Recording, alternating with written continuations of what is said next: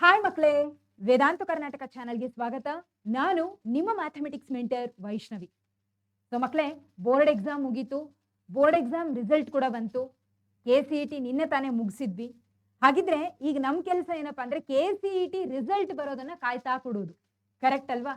ಈಗ ಈ ಗ್ಯಾಪ್ ಅಲ್ಲಿ ನಿಮ್ಮ ತಲೆಯಲ್ಲಿ ಏನು ಓಡ್ತಾ ಇರುತ್ತೆ ಅಂದ್ರೆ, ನನಗೆ ಬೋರ್ಡ್ಸ್ ಇಷ್ಟು ಮಾರ್ಕ್ಸ್ ಬಂದಿದೆ, KCET ಅಲ್ಲಿ ಎಷ್ಟು ಮಾರ್ಕ್ಸ್ ಬರಬೇಕು, ಬಿಲೋ 5000 ಬರ್ಬೇಕಂದ್ರೆ ಎಷ್ಟು ಬರಬೇಕು, ಬಿಲೋ 2000 ಬರ್ಬೇಕಂದ್ರೆ ಎಷ್ಟು ಬರಬೇಕು, ಅಥವಾ ಬಿಲೋ 10,000 ಆದ್ರೂ ಬರ್ಬೇಕಂದ್ರೆ ಎಷ್ಟು ಇರಬೇಕು.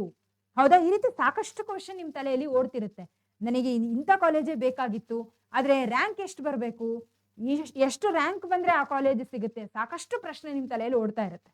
ಆದ್ರೆ ಇವತ್ತಿನ ಒಂದು ವಿಡಿಯೋದಲ್ಲಿ ನಾನು ನಿಮಗೆ ಕೆಲವೊಂದಿಷ್ಟು ರ್ಯಾಂಕ್ಗಳ ಬಗ್ಗೆ ಮಾಹಿತಿ, ಅಂದ್ರೆ ಪರ್ಟಿಕ್ಯುಲರ್ ರ್ಯಾಂಕ್ ಕಟ್ ಆಫ್ಗೆ KCET ಹಾಗೆ ಬೋರ್ಡ್ಸ್ ಎರಡರ ಮಾರ್ಕ್ಸ್ಗಳು ಎಷ್ಟಿರಬೇಕು, ಇರಲೇಬೇಕು ಅನ್ನೋದನ್ನ ನಾನು ನಿಮಗೆ ಹೇಳ್ತಿದ್ದೀನಿ.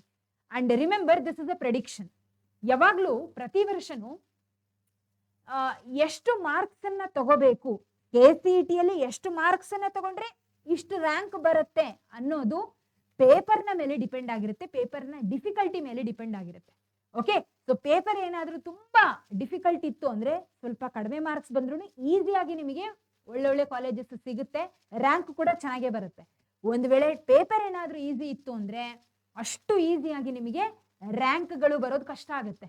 ಅಂಡ್ ನಿಮಗೆ ಗೊತ್ತೇ ಇದೆ ಮಕ್ಕಳೇ, KCET ಅಲ್ಲಿ ಜಸ್ಟ್ ಒಂದು 5 ಮಾರ್ಕ್ಸ್ ಡಿಫ್ರೆನ್ಸ್ 500ರಿಂದ 1000 ರ್ಯಾಂಕ್ ಡಿಫ್ರೆನ್ಸ್ಗೆ ತಗೊಂಡು ಹೋಗುತ್ತೆ. ನಿಮ್ಮ 5 ಮಾರ್ಕ್ ರ್ಯಾಂಕ್ ನ ಡಿಫ್ರೆನ್ಸ್ ಏನ್ ಮಾಡುತ್ತೆ, 500ರಿಂದ 1000 ತನಕ ತಗೊಂಡು ಹೋಗುತ್ತೆ. ಅದರಲ್ಲಿ ಬೇರೆ ಬೇರೆ ಬೇರೆ ಕ್ರೈಟೀರಿಯಾಗಳು ಇನ್ನೊಂದು ಮತ್ತೊಂದು. ಹೌದಾ? ಸೊ ಹಾಗಾಗಿ KCET ಅಲ್ಲಿ ಅಷ್ಟು ಸುಲಭವಾಗಿ ರ್ಯಾಂಕ್ ತಗೊಳೋದು ಇಲ್ಲ ನಮಗೆ. ಹೌದಾ? ಬಟ್ ಇದ್ರ ಅರ್ಥ ಕಷ್ಟ ಅಂತಲ್ಲ, ಸಮ್ಟೈಮ್ಸ್ ಇಟ್ ಹ್ಯಾಪನ್ಸ್. ನಾನು ಹೇಳಿದ್ನಲ್ಲ ಅವಾಗಲೇ, ಪೇಪರ್ನ ಮೇಲೆ ಇದು ಜಾಸ್ತಿ ಅತಿ ಹೆಚ್ಚು ಡಿಪೆಂಡ್ ಆಗುವಂಥದ್ದು. ಫೈನ್, ಈಗ ನಾವು ಪ್ರೆಡಿಕ್ಟ್ ಮಾಡೋಣ.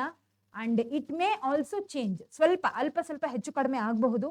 Okay, but this is the prediction you can see here. ಮೊದಲನೇದಾಗಿ, if you want to score rank, okay, less than 5000 ಬೇಕು ಅಂತ ಇಟ್ಕೊಳ್ಳಿ ಮಕ್ಕಳೇ. If you want to score less than 5000, ನಿಮಗೆ ಬೋರ್ಡ್ ಅಲ್ಲಿ 220 to 240 ಬಂದಿದೆ ಅಂತ ಇಟ್ಕೊಳ್ಳಿ, ಕಡಿಮೆ ಬಂದಿದೆ. ಓಕೆ, ಹಾಗಿದ್ರೆ CET ಅಲ್ಲಿ ನೀವು 160 ಪ್ಲಸ್ ಅನ್ನ ತೆಗಿಲೇಬೇಕು. ಯಾಕೆಂದ್ರೆ ಬೋರ್ಡ್ಸ್ ಅಲ್ಲಿ ಕಡಿಮೆ ಆಗಿರೋದ್ರಿಂದ ಅದನ್ನ ತೂಗಿಸ್ಬೇಕು ಅಂದ್ರೆ CET ಅಲ್ಲಿ ಜಾಸ್ತಿ ತಗೊಳ್ಳೇಬೇಕು. ಓಕೆ, ಇನ್ನು ಬೋರ್ಡ್ಸ್ ಅಲ್ಲಿ 240 to 260 ಇದೆ ಅಂತ ಇಟ್ಕೊಳ್ಳಿ, ಹಾಗಿದ್ರೆ ನಿಮ್ಮ CET ಅಲ್ಲಿ 130 ಪ್ಲಸ್.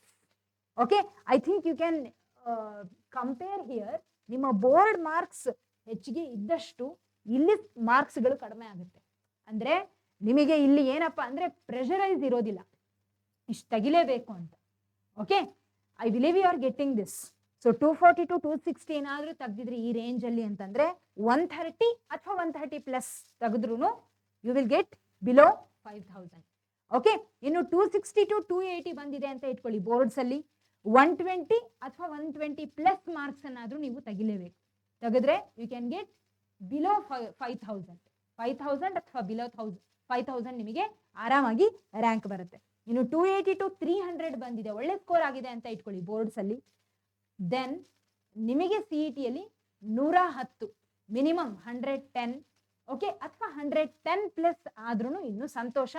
ತೆಗೆದ್ರೆ ಆರಾಮಾಗಿ ಬಿಲೋ 5000 ನೀವು ತಗೋಬಹುದು. Okay, fine. ಇನ್ನು if you want to score less than, if you want to get less than 1000, 1000 ಒಳಗಡೆಗೆ ನಿಮಗೆ ರ್ಯಾಂಕ್ ಬರಬೇಕು ಅಂದ್ರೆ ಇವಾಗ ನೋಡೋಣ ಏನಿರಬಹುದು ಅಂತ ಪ್ರೆಡಿಕ್ಟ್ ಮಾಡೋದಾದ್ರೆ, ನೋಡಿ ಮಕ್ಕಳೇ, 240 to 260 ರೇಂಜ್ ಅಲ್ಲಿ ಏನಾದ್ರೂ ನಿಮಗೆ ಬೋರ್ಡ್ ಮಾರ್ಕ್ಸ್ ಬಂದಿತ್ತು ಅಂತ ಇಟ್ಕೊಳ್ಳಿ, ಖಂಡಿತವಾಗ್ಲೂ ನೀವು 170 ಪ್ಲಸ್ ಅನ್ನ ತೆಗಿಬೇಕು. ಇಲ್ಲಿ ಮಾರ್ಕ್ಸ್ ವೇಟೇಜ್ ಏನಿದೆಲ್ಲ ಜಾಸ್ತಿ ಇದೆ, ತುಂಬಾ ಜಾಸ್ತಿ ಇದೆ. ಕಾರಣ ಇಷ್ಟೇ, ನಾವು ಇಲ್ಲಿ ಎಕ್ಸ್ಪೆಕ್ಟ್ ಮಾಡ್ತಿರೋದು ಬಿಲೋ 1000. ಹೌದಾ?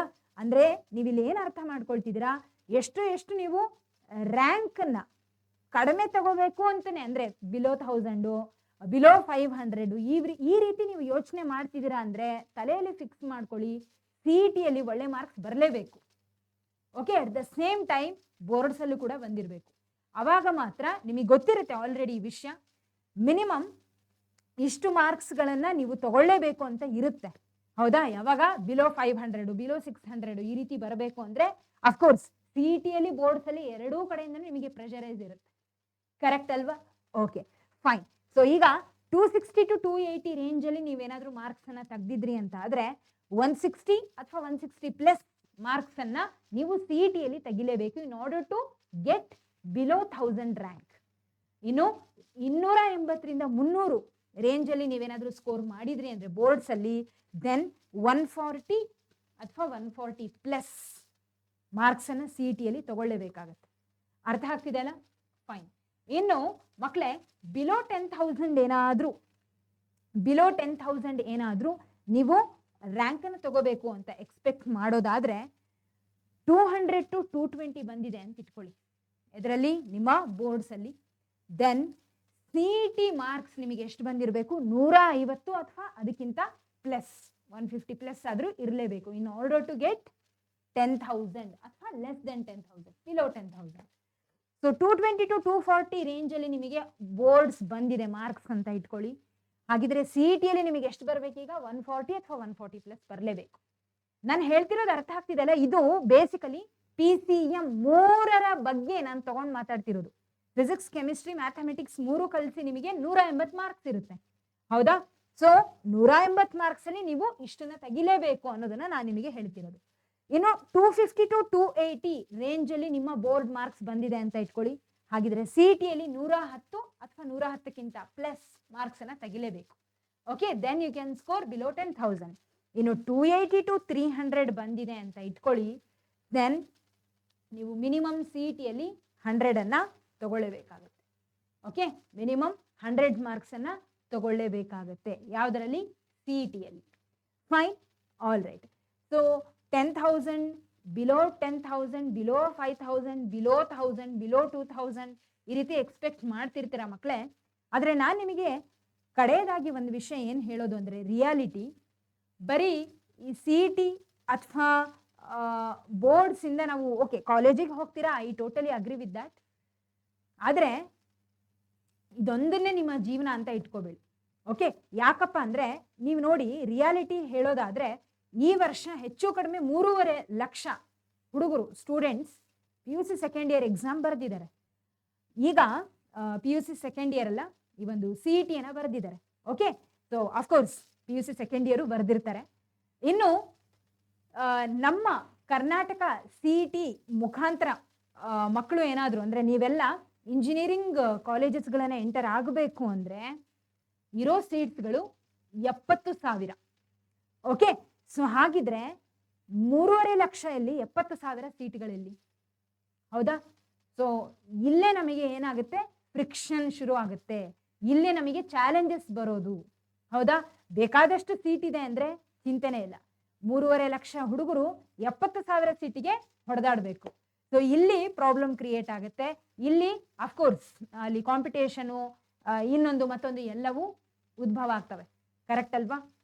ಬಟ್ ಮಕ್ಕಳೇ, ನಾನು ಹೇಳೋದಿಷ್ಟೇ, ನೀವು ಯಾವುದೇ ಕಾಲೇಜಲ್ಲಾದರೂ ಓದ್ರಿ, ಬರೆದಿಟ್ಕೊಳ್ಳಿ ಮಾತನ್ನ, ಯಾವುದೇ ಕಾಲೇಜಲ್ಲಾದರೂ ಓದ್ರಿ, ಯಾವುದೇ ಬ್ರಾಂಚಲ್ಲಾದರೂ ಓದ್ರಿ, ನೀವು ಎಫರ್ಟ್ ಹಾಕದ ಹೊರತು, ನೀವು ಸ್ವಂತ ಸ್ಟಡಿ ಮಾಡದ ಹೊರತು, ನೀವು ಅದರಲ್ಲಿ ಇನ್ವಾಲ್ವ್ ಆಗದ ಹೊರತು ಖಂಡಿತ ನೀವು ಮುಂದೆ ಬರೋದಕ್ಕೆ ಸಾಧ್ಯ ಇಲ್ಲ. ನೀವು ಯಾವ ಬ್ರಾಂಚಲ್ಲಿ ಓದ್ತಿದ್ದೀರಾ ಅನ್ನೋದು ಮುಖ್ಯ ಅಲ್ಲ, ಆ ಬ್ರಾಂಚಲ್ಲಿ ನೀವೆಷ್ಟು ಮುಂದೆ ಇದ್ದೀರಾ ಅನ್ನೋದು ತುಂಬ ಮುಖ್ಯ ಆಗುತ್ತೆ. ಓಕೆ, ಸೊ ಇವಾಗಿನ ಜಮಾನದಲ್ಲಿ ನಿಮಗೆ ಬೇಕಾದಷ್ಟು ರಿಸೋರ್ಸಸ್ ಇದೆ. Of course when you enter degree level ನಿಮಗೆ ಬೇಕಾದಷ್ಟು ರಿಸೋರ್ಸಸ್ಗಳಿದೆ. You can make use of it.